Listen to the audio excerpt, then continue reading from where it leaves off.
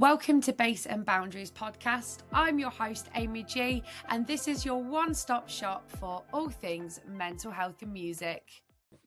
Right, hello everyone. Welcome to Bass and Boundaries on this lovely sunny day. My name's Amy and I am joined with the fabulous Mjoi. Hello, my darling. How are you? Hello. Yeah, really good. Thank you. Really good. Sun's out. It's it's Friday. Does it matter if we say the context of what day this is? It feels like the best day. We were just talking about how things sometimes don't go our way during the week, but when the sun comes out, it's such a British thing, isn't it? Everything just doesn't matter anymore. It's so lovely. win for us. Yeah. So lovely. tell me then, like jumping straight into it, tell me about why you decided, why drum and bass? Like what made you go, I'm going to do that and go with it? Ooh, okay. So it's kind of two stories in one here. So Cool. I grew up around a lot of music. So mainly from my mum and my brother. And like initially that was like rock and hip hop mainly. So like I used to listen to Queen's Greatest Hits. It's probably the first album I ever had. It was like my dad's album or something. Anyway, it's because of that, like I grew up around loads of music. And then I started to fall in love with bands like AC/DC and just like still I love that. Still love them, sorry. And then I started to discover like Prodigy, Pendulum, Chemical Brothers. And so kind of drum and bass became a bit of a like, it was just part of my life and part of my music tastes. And then I started producing like 15 years ago when the whole kind of dubstep boom happened. And that whole time I was trying to make dubstep, but I also made drum and bass. And then I realized in like 2021, I was like, whenever I produce, the most fun I have is drum and bass. Yeah. And in terms of the music I listen to, it's the most fun. And it was such a weird moment to go, oh yeah, why am I not just always doing that? And so, yeah, I've just like thrown myself massively into it. And that's what I've done since. And I love it. I love everything about it. So we must be from a very similar generation then, because I grew up with my dad's like 80s records, early 90s. I was born early 90s. So I had like Nirvana vinyls and my dad used to have a little cupboard under the stairs full of vinyls and it was all rock. And then I was the same as you, like I got into like my teenage years and it was like Pendulum, Prodigy, but I was also more like a rage and emo kid. And then it transitioned into Clubland and then it's transitioned into D&B. So it's mad, isn't it? Like how a lot of people that I've interviewed have the same thing where they've grown up with like rock and it's transitioned. Yeah, so, I feel like I had like the want for heavier stuff. It was always just like, as I'm like AC/DC really ticked that box. And then it was like, well, now I want something a bit more. And then it was like Prodigy and Pendulum really like ticked that box. And then I think when this like boom of dubstep and Skrillex happened, it was just like the perfect timing. So it was like, well, now this is all I'm interested in. And it was like, then just a whole journey into electronic music and discovering all of it. And it's just, I love it. But yeah, same thing, same as you. I'm a 90s kid. So yeah, I've kind of grown up with all of that. I love it. Yeah, honestly, it is amazing how like Pendulum were like the OGs, I think, in my opinion, of drum and bass, because I loved emo music and I was really into all of that stuff. And then you look at it and you're like, so I kind of always did like drum and bass, but it just, you don't think about what that kind of music is at the time. It just kind of appealed to us all, didn't it? Like, I would say it's quite funny the amount of people that like I'll meet like friends' mums, for example, and they'll ask what I do. And then when I go, oh, I produce and DJ drum and bass, and if they're like, oh, what's that? It's like, there's a high chance you like some of it at least. Like you would have heard something and you probably like it. And it's like, you go to a gym and you'll still hear Sub Focus's Rocket is playing. And it's kind of like, loads of people know that song, but they couldn't tell you the name of it. And it's such a staple. Crazy, because it's like, I've had people like, I go to like networking events and they'll ask me what kind of music I'm into and I'll go drum and bass. And some like I call them neurospicy people, they get it. Yeah. But then on the other side of it, the people that are a lot older, they go, oh, that's just noise. And it's like, yeah, but it's not. It's not. I'm trying to explain to someone why it isn't noise. You can't comprehend it unless you understand it, if that makes sense. Definitely. I think like my favorite comment, like I love hate comments. They're so funny. Like the best one I've seen was there's a clip of Sota playing Reading a year or so ago. Nice. It's only like the 5 minutes. And there's a comment really far down. I don't know why I found this, but it was just somebody put, sounds like a car alarm malfunctioning. So that's quite it's quite a good level. I like that. It's That is like, yeah, quite good, to be fair. it probably does if you've never listened to this music. Yeah. Yeah, it's but you know, I've See, got I to love didn't it. like Skrillex to begin with. I like the high pitched Mm. stuff. I hated it. Yeah, Absolutely yeah. hated it. And then now I listen to drum and bass. Now I really like it. It's kind of like I've backtracked a little bit because I used to go, oh, it's just noise. It's just noise. But it was never Yeah. just noise. It was never just No, it noise. was. But I mean, like when you think about it, like Experimental. yeah, it's very experimental, and he took like a lot of inspiration from Noisy and what they were doing, but their sound was a lot more like deep and a lot more like Mm. obviously rooted in drum and bass, and it's very like technical and crazy. But he did it with like songwriting and these crazy sounds, and it was like, oh, this is new. I've never heard this before. I think that's why he blew up. Like it was a good songwriting along with like crazy sound design that no one had ever heard from a laptop. It was just like, okay, this is brand new. But yeah, so Yeah. It's almost like I mean, especially with Skrillex, he was kind of like experimenting so much with it. Like mm, it was almost like, I look at it now as almost like he was, if I could say, if he was in the public eye more now with the stuff that he was doing back then, people have just got it straight away. But I think because he just came out of nowhere, didn't he? And it was like, wow, like yeah, that's different. it Like, was strange, yeah. very strange. I think that's what it was like the first person I can think of like artist wise to go viral. Like I discovered him because I remember being in school and I Mm. think someone gave me one of their just had it like the old iPhone headphones, whatever Yeah, they are, yeah. and they like was just like handed me that and was just like, listen to this, and it was Scary Monsters, and it was like, Oh, I yeah. think I missed it. I was like, oh, what's this? Like, and then What? went home, listened to it, and went, oh, this is amazing. Like, just really picked my brain. Like, oh my god, yeah, this is cool Yeah. as hell. And it just started a whole journey from there. It's so like, yeah, such a good pivotal moment. I feel like there's a lot of producers who will say the same thing as well, that really changed it for them. But Yeah, it's yeah, definitely. it's incredible. So if you were to say like who would be your inspirations? Like who would you say that you almost look up to when it comes to drum and bass? Oh, I mean, to be honest, this is such a stereotype, but I love all the worship guys. I love everything they're Yeah. doing. Like, I really like, and especially in particular, like Culture Shock is probably like my Mm. biggest inspiration at the moment because he's just a technical wizard, and he's like the way he does things, like his mix downs, like on the production side, he's phenomenal.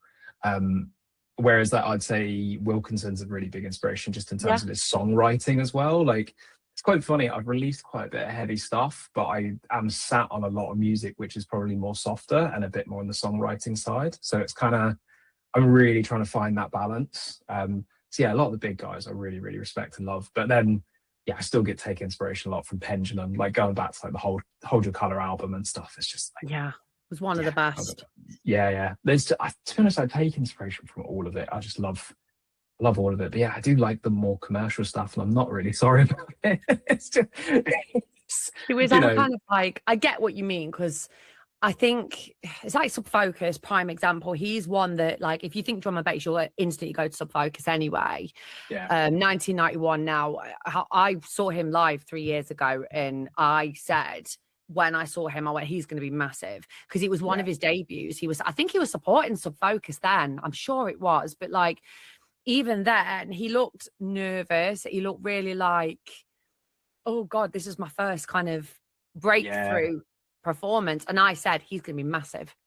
Like, you just know, don't you? Like, Yeah, you know, um, I love that feeling when you see an artist and you get that sense from them. You kind of go, oh, this is like, oh, this is someone I can kind of, it's like you're kind of rooting for them. I feel like at that point they're the underdog and you're like, I want them to succeed.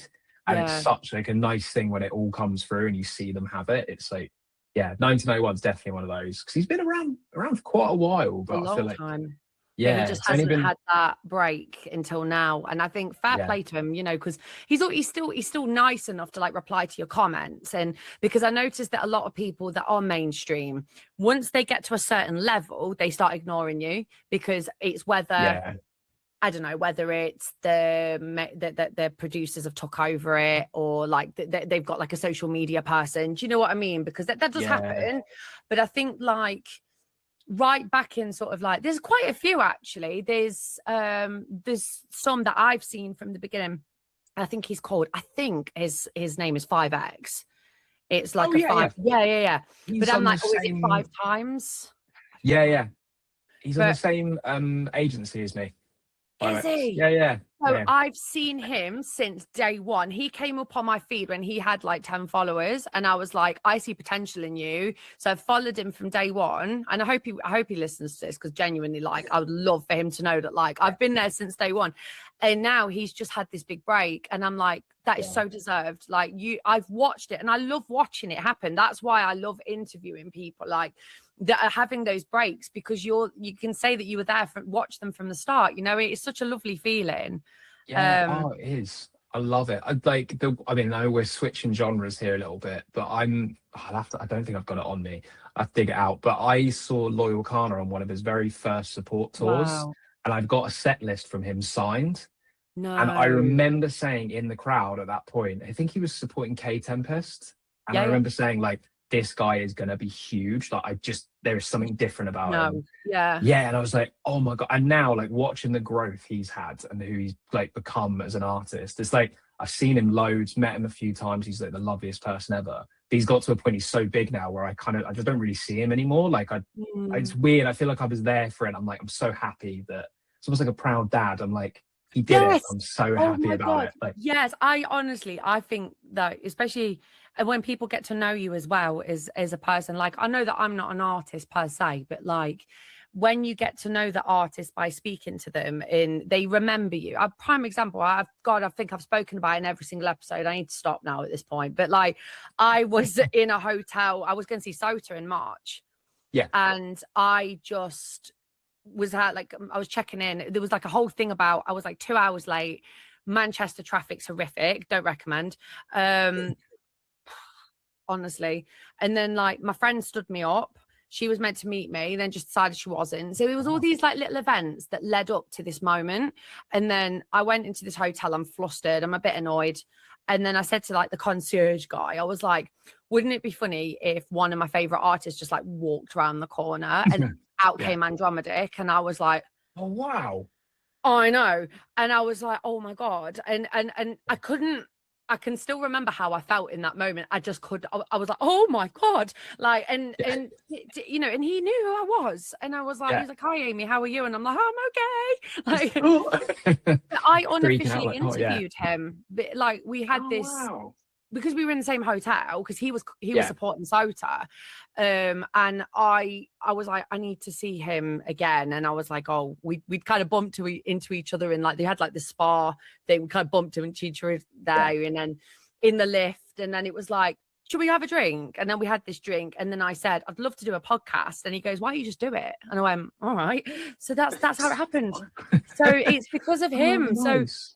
So that's why it's called Bass and Boundaries, because a lot of the people I speak to are around drum and bass, because there is journalism and there is, you know, these kinds of things where people do interviews and stuff like that for the label, but I'm independent. So I'd like to, it's more for me, the positive sides of like, not necessarily what you do, but how it affects you mentally, how it has been a positive influence. And so in that respect, then, like, how has music, by especially producing it, like, how has that impacted your mental health? Has it been always positive, or has there been some negatives? Good question. So it ebbs and flows. There's definitely days where it probably frustrates me more than anything, and it can make me feel a little bit down. But I'd say the highs are worth it. They're so worth it. Like, when you get into like a flow state with it and you're producing stuff that you're proud of and you're putting music out consistently, like, that's a big thing I've found. Like, putting art out into the world, and kind of like, I've stopped caring as much, not in the sense of the actual work. I still want to put out the best thing I can, but it's just like, I've kind of stopped doubting myself. Is like, is this good enough? Is this and something like that? Because it's like, it just makes me feel so much better putting like art into the world. And I'm just like, it makes it, I can't imagine not doing it now. I feel like it really, really hurt me if I could never do it again. And so, it's just, I think it's had that much of an impact. I can't even think of my life without doing it now. So it's as I say, like it ebbs and flows. Perfectionism is an absolute well, I won't use, but yeah, perfectionism sucks so much. So It does. you know, It does, it takes because a lot. even I suppose you're playing back the tracks that you're producing, and then I suppose, like with most people that I've interviewed, they listen and they go, how can I make this better in the next one? And then you go back and you go, prime example, I first couple of episodes I did for Base and Boundaries, I cringe now because I'm like, they're so basic, like they're terrible, like, but I thought at the time they were really good, and maybe in a couple of years time I would love my own studio, but here we are, we've got work for these things, you know. But it's like with the self-doubt then, so does it hit you and then you have to move through it quickly, or can it linger about, like that self-doubt? Ooh, it can linger. I think I had a little bit of, like, for lack of a better phrase, like writer's block earlier this year. Yeah. Not so much as like, it links to that self-doubt. So it's not so much like, it's not like I couldn't do anything. I think it was just like, I just couldn't move past something. And it's like, there's a song that I'm sat on at the moment with, I won't say the vocalist because I'm really proud. It's a song I'm really proud of. I've been sat on it for like 2 or 3 years. And I finally got the vocals back and stuff, and like I put it into the track, and it just took me ages to like finish it, even though it should be the easiest thing in the world. But yeah, I think, and it was self-doubt, and I think it's like when you think something is going to be amazing and you think it's going to be the moment, I think that's when that doubt comes in and you kind of can't move forward, which is funny because 9 times out of 10, like you can't predict it, and you can't say if something's going to work or anything, or if people are going to connect with it. Sometimes people connect with things that like you might make in like 10 minutes, whereas something you spent years on might not hit. And it's that, then that's why I feel like, going back to what I said, you kind of got to stop caring as much about it and just be like, just keep going, you know, just keep going. Keep going. Yeah, being consistent and moving past it will kind of help you move on. Like, I compare it to my like day job. So I do software engineering and stuff as a day job. Nice. And when there's a deadline, you just have to hit it and you have to move on. And yeah, when you haven't got one, you won't hit it. And like, you won't hit it, and you'll keep moving it, and you'll just a little bit more. And you get into this horrible cycle of never finishing anything. And yeah, I had that for years, I think. And then now I've learned to just kind of go, no, here's the deadline, move on, and just kind of keep going through it. But yeah, it's a hell of a cycle. And it is a cycle, because we have to just keep going and going and going without that feeling burnt out.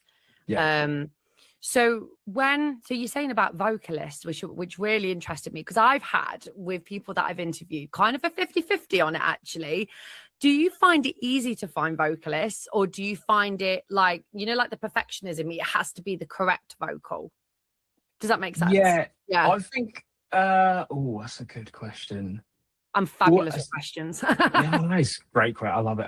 I will say that after everything as well. Like, when it's so genuinely would be like, great question. I love it. Anyway, sorry, I digress. I found recently, so like, I am starting to be a little bit more careful about like vocalists. So I'm just trying to be more picky and choosy, just because I think there's so many people I want to work with, and it's really hard for me to judge which vocalist is right for which track. And also and then it comes into, they want to work together, like, have they got the availability? There's so many factors in it, and it's just, it's a really hard one. But I'm trying to get out of the habit of using like splice vocals and stuff like that now, because it just feels a little bit it's a little bit kind of not so much lazy, because they're there for a really good reason, but I think it just that extra bit of quality to have like a unique vocal on it and have someone kind of put their heart and soul into it as well. I think that's like really makes a track stand out now. And just makes it better. So yeah, it does, from a vocalist perspective, it does, because I'm outwardly would say, like, I've got a little list on my wall here, and I said this to Andromedic when I met him. I was like, one thing I want is on my bucket list. I want to feature on one D&B track. That is it. That's all I want to do. Like I say, I've done it, and I have put my own voice onto. So I will say it how it is, because I'm so embarrassed by it. But I asked that Suno to make me a D&B track, so I wanted to sample myself on a track and see if I liked it. The problem that I had, it was a raw vocal. I don't know how to play with vocals. So do you find that so when I played it back, I was like, oh, I don't like it. Like, it was like this, I went, delete that. I can't deal with it. Like, do you find that by sort of mastering a vocal, do you find that sometimes you'll get it and then you have to kind of tweak it a little bit to make it more substantial? Yeah. It really depends on the vocalist, and it depends who you're working with. And it's kind of like, it's so, like I said, that track that I've been sat on, I'm really, really proud of. The vocal that came back for that was pretty much just spot on. That was like, dropped it in, put a bit of reverb on it, and went, oh, it's done. Like, I don't really need to do anything else. Yeah, which is, to be fair, quite unheard of. That's because magic. It's amazing, like, when that happens. But yeah, most of the time, because you have to do a lot of vocal processing, and that's a whole art form in itself. And like, there's engineers that are just, that's their job and that's what they do. And it is a real talent. And it's kind of, and I was like, oh, I've got to learn how to do this now. I've got to learn how, and it's amazing how, like, how much it opens up to, like, when you work with vocalists, like, how vulnerable a vocalist has to be, because they are giving you their raw voice, completely unprocessed, completely unfiltered. And it's like, I would feel like, if I gave somebody like some of the raw demos I have, I would just feel, I'd almost feel naked. I'd be like, oh God, no, don't look at this. Yeah, so and I'm glad you said that, because a lot of vocalists, they are so like confidently. Nula is a prime example. One I love her. I look up to her. She's just, she's got a very similar mid-range to me.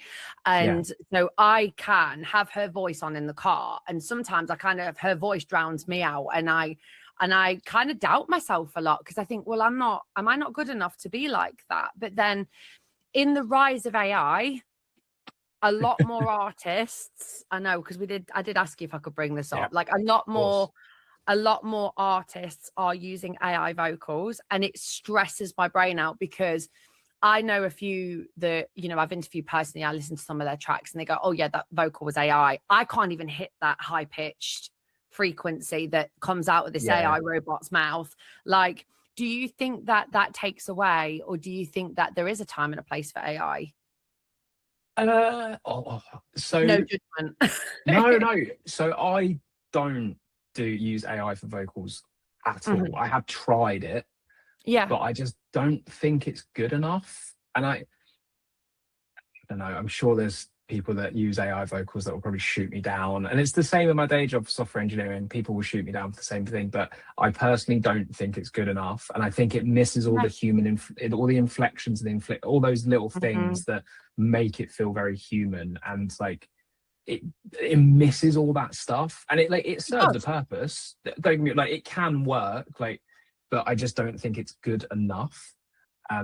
I just view AI as more of a tool now, like, as in it helps with some things, and like I use it for like planning out my releases and stuff like that. Like, I can kind of give it a framework and be like, kind of give me a schedule for how I should work on this stuff, but I wouldn't then work off that like religiously. I'd be like, of course. I think it's like an 80-20 rule. It's that you need that human touch to it just to kind of bring it through. And I know, like, Kate McGill, is a really talented vocalist, and she's started making quite a bit of money, I think, out of people doing AI vocals and then going to her and saying, can you sing this for me? So, and then to get, and I'm hoping I've got that right. I'm sure that is what's going on. That sound about right, to be fair. I mean, I think that's the only thing with AI. For me, I find it then harder to kind of, well, I can't hit a note that high pitched, but AI can. And like, I can hit lower levels, and then sort of I'm in sort of in the middle, but some high pitched I can, but I can't get to the point, otherwise my voice will go like, it just no. But I think it lacks a soul. And I know that somebody that gets that when I say it lacks a soul, because you can feel it. Like, when, like, Metric, I think he vocals a lot of his own songs, doesn't he? Like, he does his own. And when he did, I think it might have been Fall to the Dust, there was a part in that, and you can hear the emotion coming out of him. And I'm like, I have so much respect for people that use a vocalist, or even their own, where you can hear that emotion, because you then relate to that. And if you've got a robot singing, it's not the same. It's not, because you can't relate to it spiritually. Yeah, I totally agree with that. Like one of my favorite vocalists, because and in particular one tune is Vera Blue, who Mm. did Rushing Back with Flume. And there's a live version where they do it at Red Rocks, and her voice is just, oh, it takes you places. It is incredible. And I just like, I can't see any form of artificial intelligence hitting No. those notes, and they're just, oh, it's beautiful. And I feel like that's when I go like, ah, yeah, I think we're okay. Yeah. I can't see, if we do hit that, maybe we're doomed. But at the moment, I feel like that's like the level where it's like you just can't do that. And I think even in production as well, like if you throw things into Suno to throw out like drum and bass, like it always does the same kind of things and does the same type of drums and stuff. And Yeah. you'd like, I think eventually that stuff will get oversaturated and people will be able to spot it really, really fast. They Like, can. They yeah, can. even you'll even see it Yeah. like in pubs that are local to us. Like me and my partner will go into a pub and there'll be like a Yeah. poster for like a quiz night, and it'd be like, it's AI. I know it is immediately because I've Yeah. seen these types of posters in other pubs. So have I. I Yeah. know what you mean. They're the type that like they've got like I see it for businesses, like local businesses. Like there was an electrician and there was like a Mm, cartoon version of them, and it was like their van, and I was like, that's AI straight away. Like you can just yeah, tell. Like yeah, it just holds no individuality. Everything's kind of repetitive, but it's the same with production.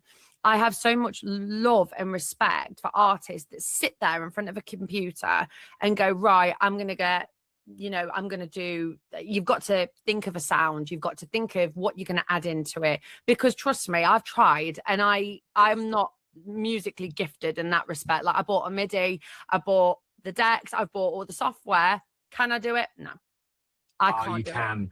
You can. I'm a firm believer that everyone can do it. It just, My 13-year-old can. He's absolutely incredible. So I'm like, no, you do it. He's amazing. Like yeah, honestly, he's spiritually and musically gifted, that kid. Like he can yeah, take apart a tune at 13 by listening to it. Like he's just, it's just yeah. there. And I wish that I could do it, but I think because I don't have the patience to continually, like I tried and I listened to it back, I was like, no, this is crap, and that's it. Like It's such like a, like when you start out, I think like it's like anything that when you start out, you just like, your taste is really good. And by the way, I'm like paraphrasing another quote here, but yeah, your taste is really good, but what you're making is not good enough. And it's like you have to just close that gap. yeah, I can't remember who did that quote. It's a really good quote. But it's it's a like, really good quote. yeah, it's a whole thing, and it's talking about storytelling and writing, but it applies to pretty much any creativity where it's like finished stuff really fast and just keep moving and moving and moving, and you'll close that gap where your taste matches what you're actually making. With And you. it's, Yeah. yeah, and it's just that initial bit, it's quite an exponential curve. Like you really start out where you're like, nothing feels like it's hitting, and it's very demoralizing, especially in music production as well. I find it's especially if you're putting it out into the world as well. It's like we live in a pretty harsh time where it's like if you're exposing yourself with music, like people will really tell you if they don't like it, and have every right to, but at the same time that can really hurt. Yeah, especially if I was very vulnerable on TikTok not too long ago. I put a video up of me singing. First time. I don't like filming myself sing. I'd rather like put the phone away and look it out the window while I'm doing it, because I don't like it's a really weird vocalist thing, but I have been validated with this. Someone said to me that if you are filming yourself singing, you are more than likely going to put on your phone voice. It's a thing. It is a thing. Oh, Like if you've got, like you're speaking to someone that you don't know and you're like, you put that hello kind of voice. I don't know why people do it. My mum does. It's like, what are you doing? Like, yeah. but when you film yourself, you are trying too hard. So Yeah, So I know what you mean. my son recorded me. I didn't know he was doing it. I was like, just like in the kitchen doing my own thing, like cooking. And then he filmed me and he was like, your voice sounds different when you're not trying. And I was like, oh my God, like you are so right. Car, I could literally, someone gave me a recording studio and chucked it in my car. I'd do it in the car because that's where I am. I'm focusing on the road, but the singing's just coming out. Like it's like you're not forcing it. it's that, it's like, because you're in a relaxed state, you're in like you're just letting it out, whereas as soon as there's a camera there looking at you, and I totally get it, like with a phone as well, you're just like, no, I need to do my phone voice. It's The phone voice. Yeah, it is. So and it is a thing, very much a thing. I've never heard of that, but it makes so much sense. That's And I didn't think it made sense until I'd mentioned it to another vocalist, and she was like, "Oh, I do that," and I was like, "Oh my god, really? Like, I'm not weird." And a lot of that does stem from the fact that, is that not good enough factor? Like, well, if I just perfect this and I get it right, and then I'm going to be world famous vocalist. That's how your brain goes, but actually it's the steps that lead up to it. And so I try not to emphasize too much and concentrate too hard on it, just so I don't sound, sometimes I'll play it back and I go, that's not even me. Like, who is that? That's not like if you play back your own voice note or something. Oh no. Oh yeah, horrible. I'm a voice note fiend, but I'm awful for it. So but if I hear it back, I'm like, oh god, I don't know. Do I sound like that? Kind of horrendous. I don't typically, when I'm editing podcasts, I'll skip my bits and just listen to the other person's perspectives. I don't care about me. Like, are they okay? Do they sound comfortable? Are they doing good? But with sort of like going forward, so like, what are your plans? Are you doing any raves this year, festivals? What's the plan? That's funny. So I'm playing a festival tomorrow called Stock, which is really cool. It's a little like grassroots festival up in Malvern, which is like just like this. I'm trying to think what it's near. Why do I know where that is? Yeah, Great Malvern, I think it's called. It's it's a little festival site just out there, which can be really cool. Other than that, I haven't got anything officially announced at the moment, but I've got other stuff coming through at the moment. So I don't think there's any other festivals, but there's other shows and stuff to be announced and things like that. But awesome. I've literally just got a booking agent, a wonderful man named Tad. Hi Tad, if you're listening. Legend. But he's he's also my manager as well, so doubles up as both. But so it's really weird at the moment. I'm transitioning into that and everything being handled by him and everything. So it's really cool. But it's like 5 minutes before we started, he sent a date through. He's like, "Are you free for this?" I still don't know what it's for, but we'll find out. I'm going. I'll go. Do you think you'll end up like going to Europe and like sort of? I'd hope so. Yeah. I mean, I played Prague last year, which was really good fun. Did an event called Double Trouble, which is so they book a headliner and then they book an up and comer. So obviously I was the up and comer, but the headliner is Aphrodite, and he's a lovely person. And I got to I only really met him on the night, and then the next day we were both flying back around about the same time. So we sat and had lunch together and stuff like that. And I was just picking his brain because he's been around for a long old time doing this. And it's like, and he comes from like more of the sampling days and how he puts stuff together. And it's just, he's a world of knowledge and a lovely person, just so interesting to find out about. But so no, in terms of Europe, hoping to play a bit more out in other places. I've had people in various countries ask me when I'm coming out, but when I get booked, I'll be there. So another question I always ask everyone is, on your playlists, like for your day-to-day life, what are you listening to? Like, what are you binging on at the moment? So I do listen to a lot of drum and bass, but I do that with my day job. Like, it's a lot of like, if I'm focusing, it's there.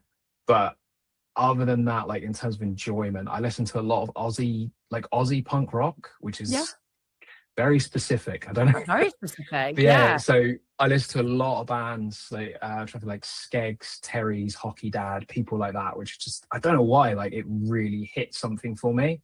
I've got family out in Australia, and my cousin of mine, she's got a partner who is Australian, and they came over last year. It was really funny, like talking to them about Aussie punk rock. So it's just like, I don't know why I'm such a fan of it, and he just sent me like 20 bands of like completely unknowns, and like it's I don't know why, that's my day to day really, like what I listen to. And then it's that, and then a whole range of stuff outside of it. It's just lo-fi beats, hip hop, house, techno. I'm just kind of a bit of everything. It's just whatever mood I fancy. Do you find actually listening to drum and bass, do you get not sick of it as a producer of music? Like, do you find that you get sick of it because you can almost take apart a track that you're listening to. Does that make sense? Like, Yeah, a little bit. I think like it's made me appreciate good songwriting a lot more now. Like if yeah. something's quite formulaic, which is very ironic because I feel like some of my stuff is a little bit formulaic. I think it draws me out. It brings me out and kind of goes like, oh, I can kind of hear like where I DJ this, or like if I was producing, like where things would go. So if something's more written like an actual song, I think that's when I can really enjoy it and just kind of forget about it. That's probably why like I'm a really big fan of Wilkinson, and like feel like his album is like his latest album's fantastic, and like there's a lot of stuff on there that feels quite unique and feels very songwritery, and yeah, I can connect with it a lot more. And it's frustrating that as well, like so much D&B, that for me it's frustrating because there's so many different subgenres, and I only learned about those in the last year because I never really understood why some D&B like Sota is very different to like Andromedic, but they do work very well together. But like, do you find that like having those subgenres, does it make you more picky about what you produce? Or yeah, a little bit, because it actually it doesn't make me more picky about what I produce. It makes me more picky about what I put out, because like I've got songs of varying ranges. So like I'm sat on some Liquid tunes at the moment. I've got some Jump Up, loads of dance floor stuff. I haven't done much jungle. Would like to do a bit of that, but I think it more means that like I'm more selective about what I put out and when I put it out as well. Like the tune I put out with Liquidity on their sister label Rhythmic, that was it's still dance floor, but it felt a bit more like elements of Liquid in there and stuff like that, and it was trying to be more like that. So I was very conscious of like my next release, I feel like needs to be a bit hard and a bit kind of back to what I'm doing again. Like, so yeah, it's more that side. Like I quite like the subgenres. Like we're all at 174, but like I love that everything gets a whole different round, because it's like you get like different drums and rhythms and everything. There's such cool ways of doing it, and like yes, like neuro, Jump Up, Liquid, everything, and it's just it's nice. It's like so many subgenres in it. Oh, there is. I got into it through Liquidity, actually. I found it really drum and bass by chance. It was just one of them. And starting listening to the artist at the time, it was obviously like 8-9 years ago. It was like Liquid, you got Andromedic, you had Lexarus. Oh, I'm thinking off the top of my head, not doing very well. There's like flipping out, like pre-menopause, but here we are. But it's like, it's almost like those, it just does something to your brain. Like we speak about this a lot, where you would look at the science behind drum and bass and like how beautiful it is for the soul, and that people that don't get it, they won't get that when I say that, because 174, it's something I read somewhere that like when you are an infant and you've got a very, very fast heart rate, as you're getting older, it's kind of like your brain associates that fast heart rate with that beat, and so it can be in some people quite soothing. I mean, I'm diagnosed with ADHD, and it's no secret, everyone knows it, they can tell. But it's, for me, if I'm doing some really serious like background work, if I'm doing admin or, you know, chasing up leads and stuff like that, drum and bass soothes my soul. Like it allows me to concentrate. But if I had something on like Ed Sheeran or James Blunt, it drive me mad. I'd want to throw my speaker out the window. Like it doesn't work. But yet for some people that would calm them down. Like, and that's what I love about people. That's what I love about the whole like culture of drum and bass as well, because it does not discriminate in terms of like a crowd, especially just like you've got like all the new heads coming through, and then like more like Gen Z, maybe even I don't know when Gen Alpha is 18, but as they're starting to come through and everything, but like, and then right the way up to like I was playing a show 2 or 3 weeks ago and got chatting to a guy at the bar. He was like in his 50s. You just say, it's just a rave. Like, we're here. And it's like, I love that this genre does this. Like, it just brings together so many people. Like, I'm a really big fan of The Streets. And in particular, this song, oh my God, I'm going to forget it. It's on the end of original Pirate Material. We Become Heroes. That's it. Such a good song. But the way that Mike Skinner captivates like rave culture and that, I still feel like that lives in drum and bass, and it's like you see it. You walk into a rave, and you're like, oh, this feels like that moment, and it's like, yeah, it's such a great thing about it. Like, I think there's still a bit more to do diversity in terms of like lineups, but we're getting there.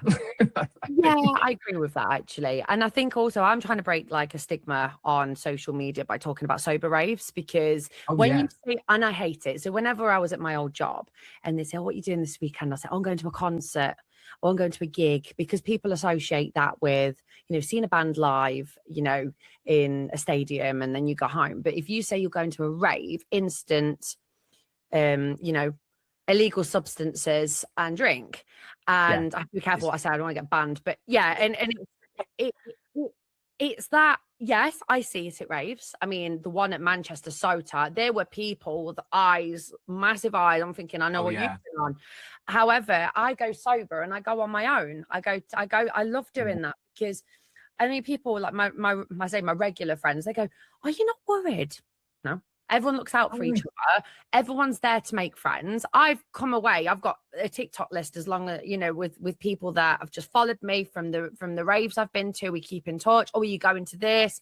Oh, I'll see you there. You know, and it's a community. And I think that in this day and age where we're so far apart, thank God for raves. Yeah, bringing everyone together. I totally agree with that. Then it's just, and it's funny what you say, like the sobriety things. But it's like I've gone through bouts of sobriety, and it's like I have drinks, but I don't do anything else. I never have, just because it's like I don't really trust my brain. No, I don't. I'm a little bit of a hypochondriac, so it's like with anything like that, it really freaks me out. But it just, like, I've been around people that are doing it, and it's totally fine. I'm not going to hold anyone against it. They're having their time, and I'm having mine.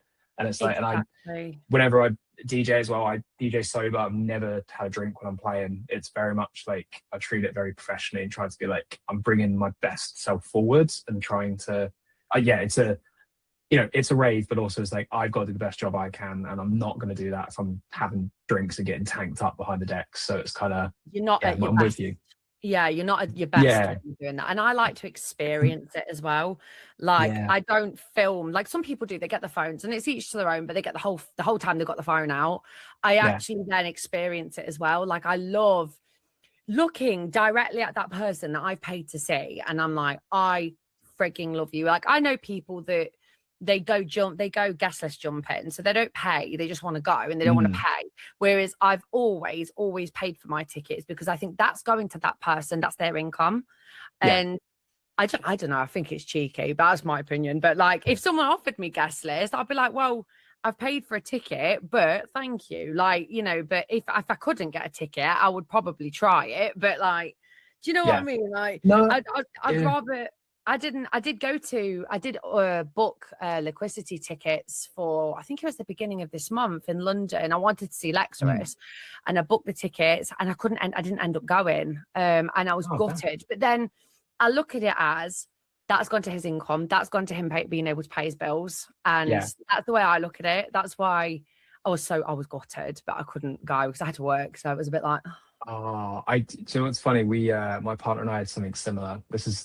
I'm gonna have to leave a little nugget of information here that we may want to come back to. So my partner and I had a house fire like 2 years ago. Oh my God. Yeah, we're fine, don't worry. If anyone ever wondered, it's why my EP is called Fuel to the Fire, and then why my personal like imprint is called Propane Records. It's all just jokes on fire, essentially. Oh, I love that for you. Like, but yeah, it was like a couple of weeks after it happened, we were living at my parents', and Charlotte Plank was playing at a small venue up in Guildford Way, and we had tickets to go, but we just mentally just couldn't do it. Like, I think we got to the night and went like, we're so like not, it sounds weird, exhausted from like the admin side of it, of like just trying to resort our lives out, and it's like but then it was sad, and because also we never got to see Charlotte Plank in that environment, because it would have been amazing, like a nice sweaty rave, and it would have been great. But we were just like, and now she's like blown up and she's doing all that cool stuff, and it's like, but we weren't mentally ready for it. And it's like, I'm glad though that she got the money that we paid for the tickets. And exactly. Like, and that's the thing, isn't it? It's like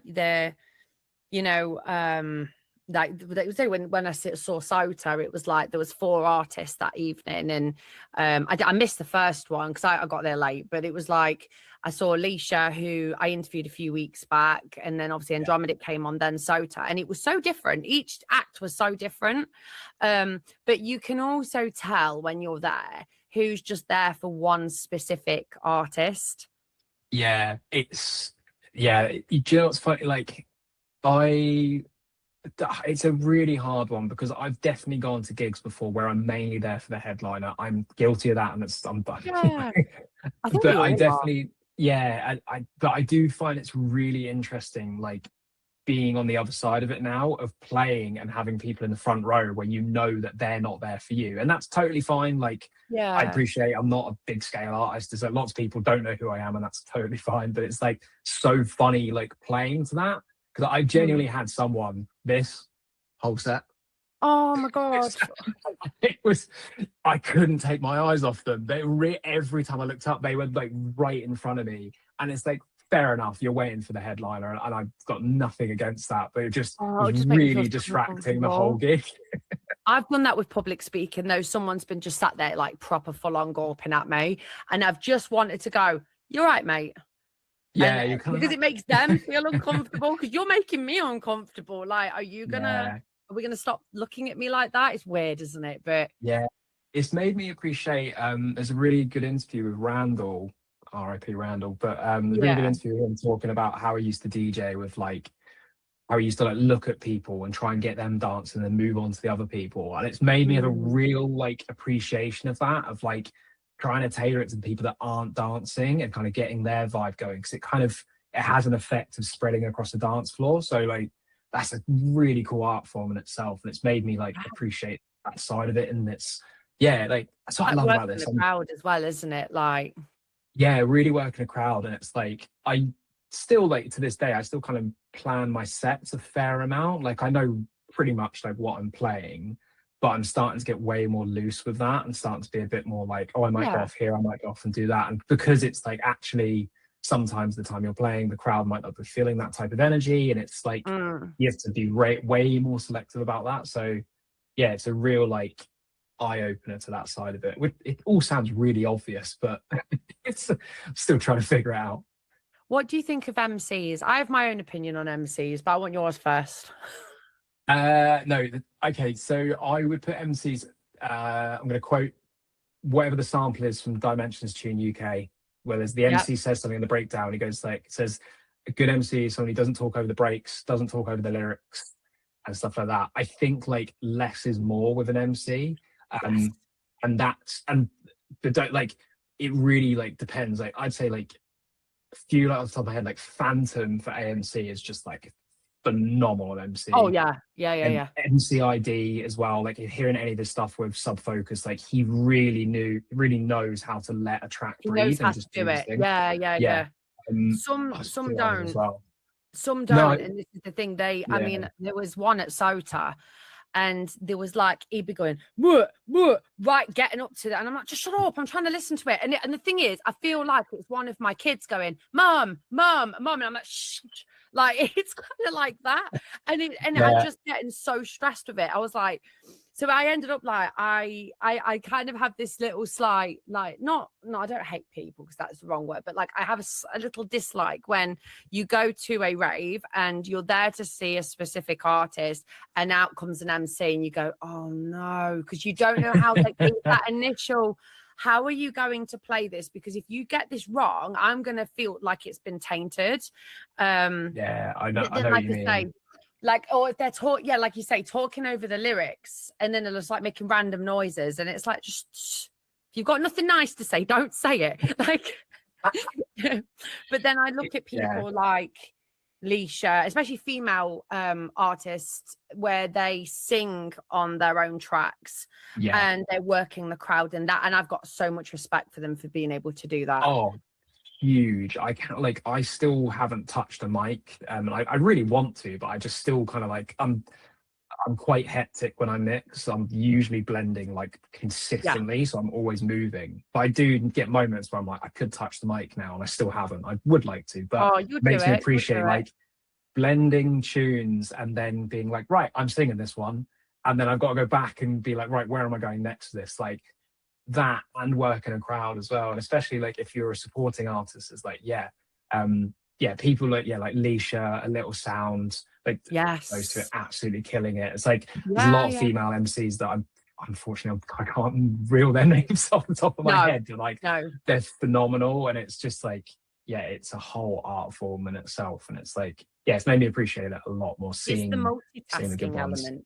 It is the multitasking element. I mean, like Andromeda, he works the crowd. He'll like shout, like, hey, he's like talk to the crowd. If it was me, because I'd be concentrating so heavily, like hyper focused on mixing. If someone gave me a mic, I'd go, oh, hi, like, hello, like it would just be like, no, I won't be able to do that. But like, I think when you especially when you're going to see an artist, you do find it's either one or the other. You've got someone that's hyper focusing on the decks, or you've got someone that can sort of like either semi do both or do both, where they can work the crowd as well. So from a sort of person looking at them, I love both, but I think, like I say, an MC, they've got to be good for them to win me over. Definitely. I think like when you look at some of the MCs for like that are consistent with some artists, you see like why they are like so well respected. Like Tempsa for Hybrid Minds is phenomenal. Like that's a hard job because they're so vocal led, and it's like, but also he's not like he's a really talented MC, but it's not that he can't do like MC, like rapping and stuff over stuff, because it's like his set with Lens is like a really good moment of like, wow, he is so good. But for Hybrid Minds, he knows exactly how to step back and just let the tracks have their moments and kind of and to bring a crowd up. Even when they're singing, sometimes he will go a bit over the lyrics, but it's to like bring everyone up, and that's such a skill. Like that's phenomenal. Like it's really appreciate him. And was it like Tom Piper as well, like how he is with Andy C, like just incredible. I love seeing it. Oh my god, I didn't think of that actually. I mean, like I say, a lot of them, they know their boundaries within working, so like they know when to stop and they know not to get. But I have sadly seen some that they've just gone, that's just a backing track, this is my time. And it's like, well, actually no, we're not here to see you. And then there's going to be some MC going, I do that. And I'm like, no, it's not a dig. I promise. It's not a dig. It's just when most of us go to these events, we are there to see that particular artist because we love them. We love them so much. And like say my playlist, I'm so like fortunate now because I can go through, I've spoke to them. And it's such a lovely feeling because I've gotten to personally thank people for their music. And but then when you've got an MC coming out and they aren't able to respect those boundaries, and then it's kind of like, you're making random noises like going brap down the mic. I mean, I can do that. So that mean I'm an MC now. I identify as an MC. Like, but it's quite funny watching MCs like that, and I'm sure I'll probably get some hate for agreeing.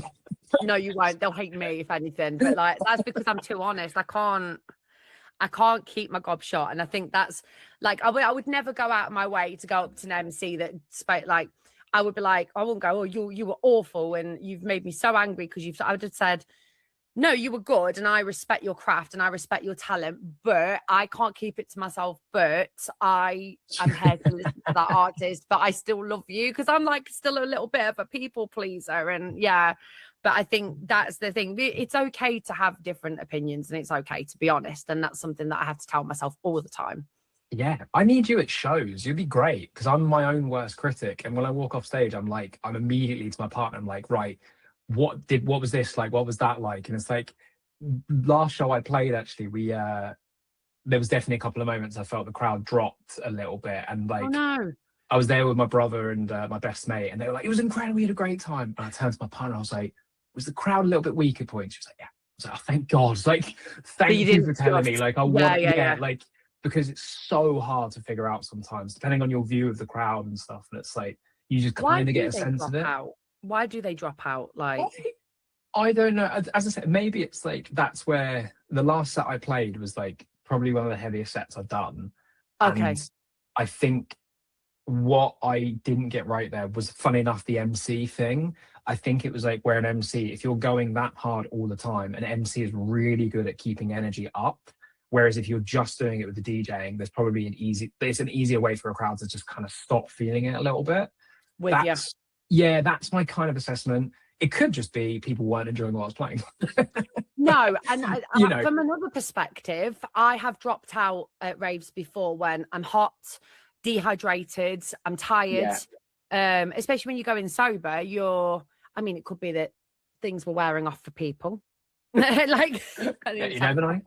Yeah, but no, for me, like, I have dropped out at before where I'm getting not fed up, but I'm anticipating the next set, and then I'm tired and I need a lot of water. I mean, at Manchester, I was on the front row. I'm always at the front row every single time. Nice. I'll bully myself to the front row. I don't care. I don't care if I'm the oldest woman in that room. I'm on that front row.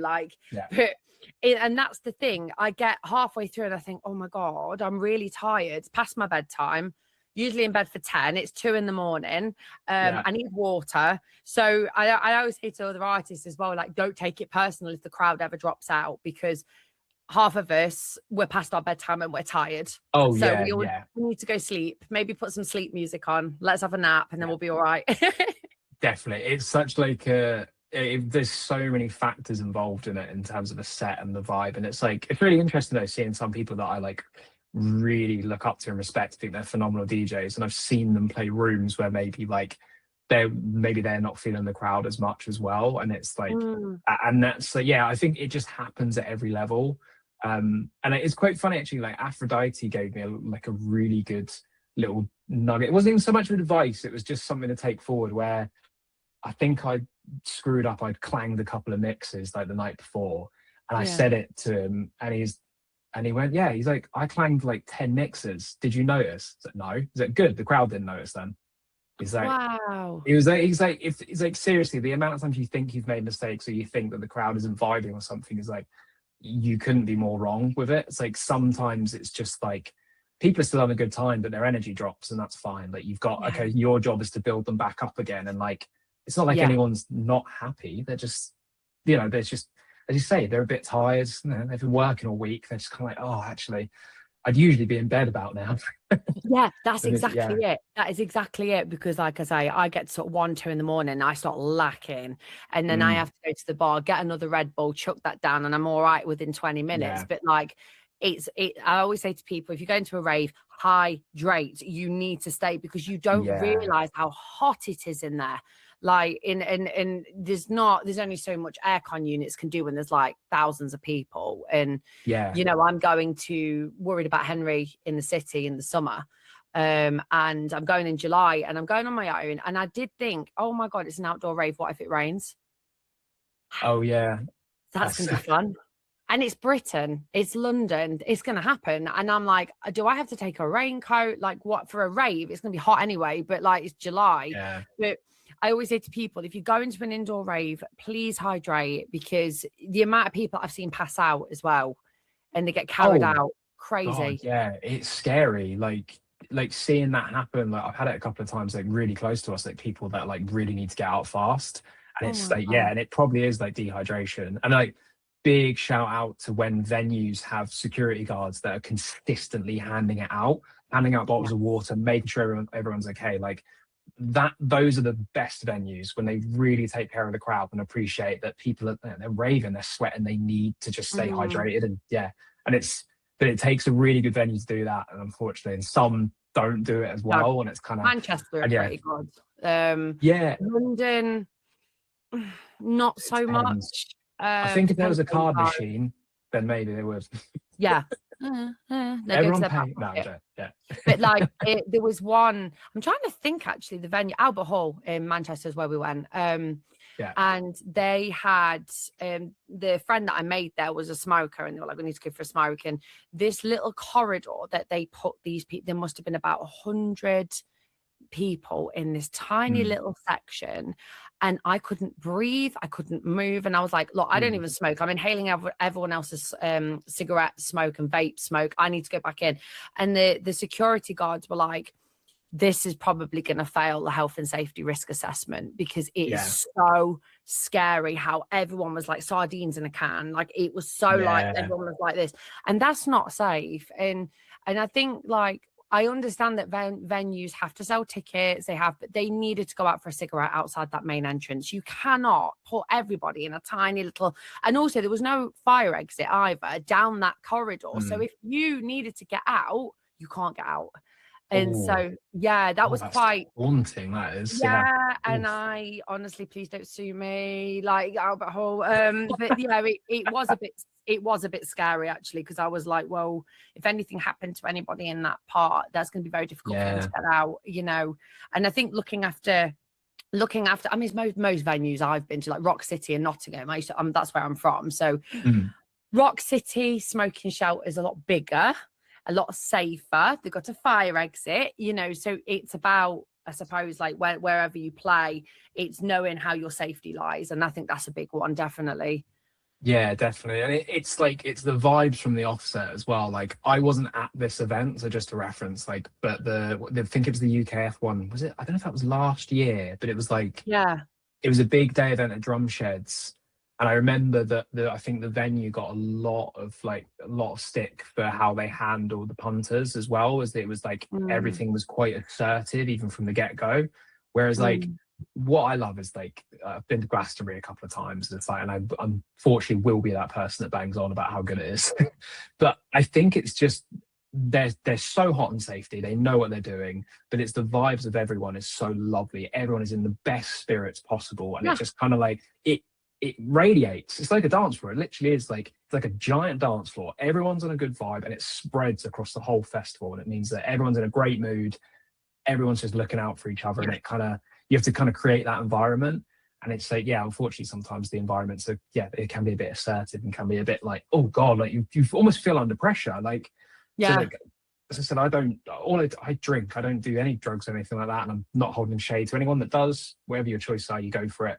But it's just like the amount of searches where I'm like, I feel guilty. I feel like I've got something on me. Especially when there's a dog. It's because I've got a Labrador and she is a sniffer. Like she'll just sniff everything. Like if anyone walks in my house, she's instantly like, oh, what are you smelling like today? And then it's like, when you've got the sniffer dogs walking past, you're instantly like, I know I don't have anything on me, but what if they decide I have something on me? I am screwed. Like, are they going to rugby tackle me to the floor? Like that's terrifying. Don't recommend that. But yeah, I find a lot of people, it does make me laugh. Like you can see it in their face. They're like, oh, like it's just so funny. And I'm there like, oh, the awkwardness. Yeah. I think like to your point about like sober raving, I think like it's such a cool lens to like look at raves through sometimes. It's like you kind of see people that are like a bit off it, and it's like, this is great because you see how unsubtle people are who think they're really subtle. And they're trying too hard to be subtle, and they're being more non-subtle. Like it's crazy.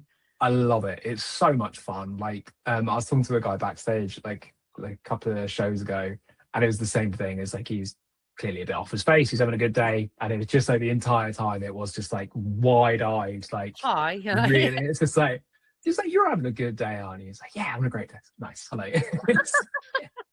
There's a guy that was at a rave I went to a couple of years ago, and he went in, and he was taking something, but midway through he just decided he stripped himself off.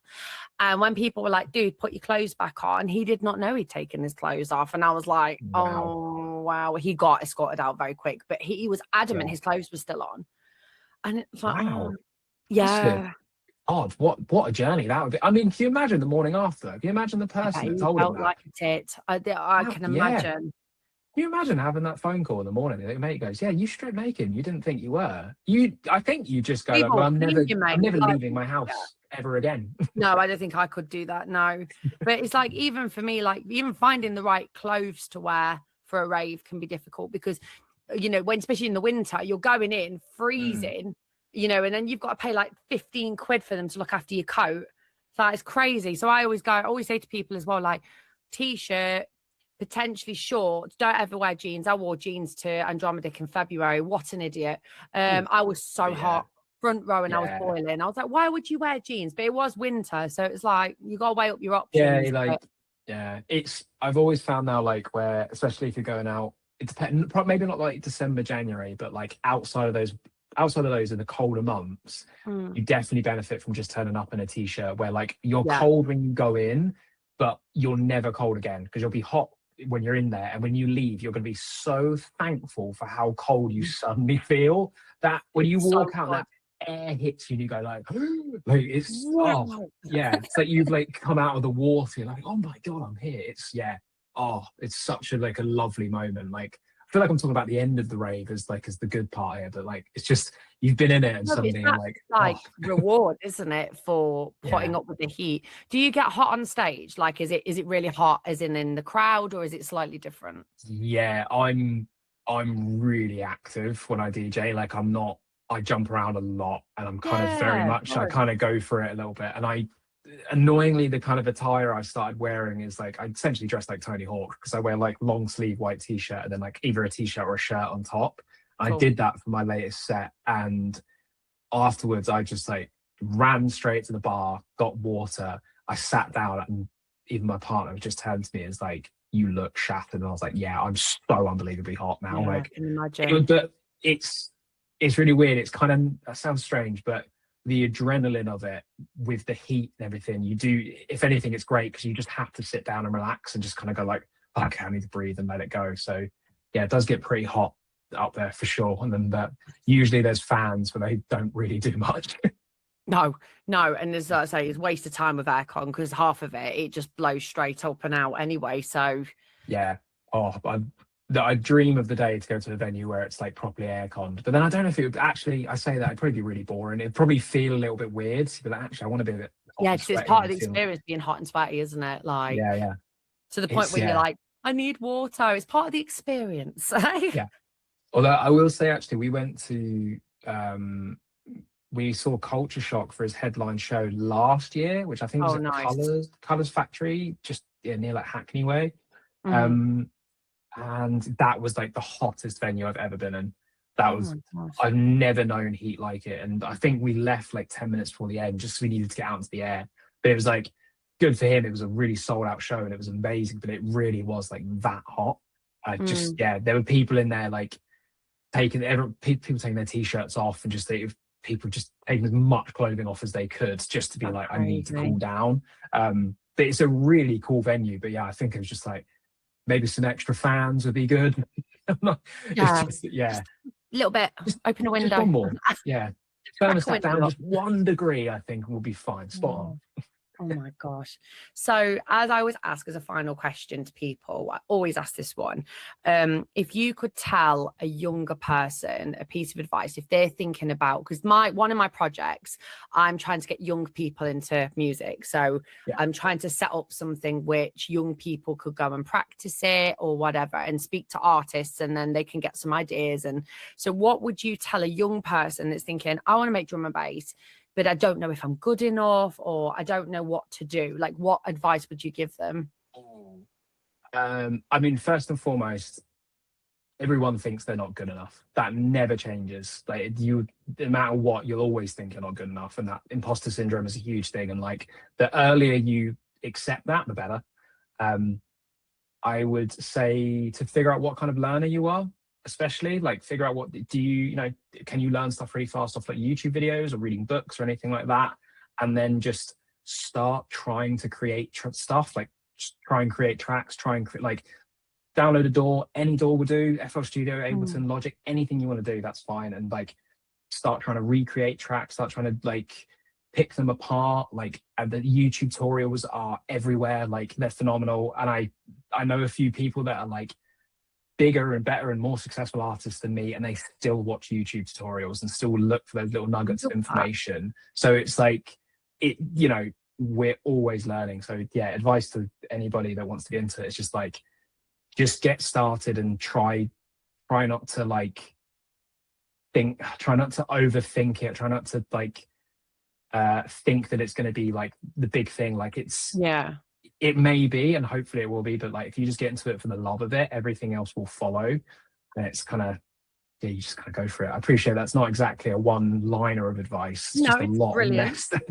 No, it's good because it is it is one of them, isn't it, where people don't think they're good enough. And I think that's quite a good topic from around this podcast today. It's just been about like, we all doubt ourselves regardless of where we're at in life, and we think that we're not good enough, but everyone is good enough. We're just good enough in our own ways. So honestly, I really appreciate you coming on. Honestly, you've been a star. Thank you. Oh, I've had an absolute blast. Thank you. I appreciate it. And apologies if I've just gone off on any tangents. I do that, and I forgot to pre-warn you. That's why this podcast exists, so we can go off on tangents. It's fabulous. Yeah, so exactly. But no, absolutely loved it. Oh, thank you very much. Thank you so much for listening, guys. You can find my podcast every Tuesday and Thursday, and don't forget to follow me on all social media platforms. See you next time.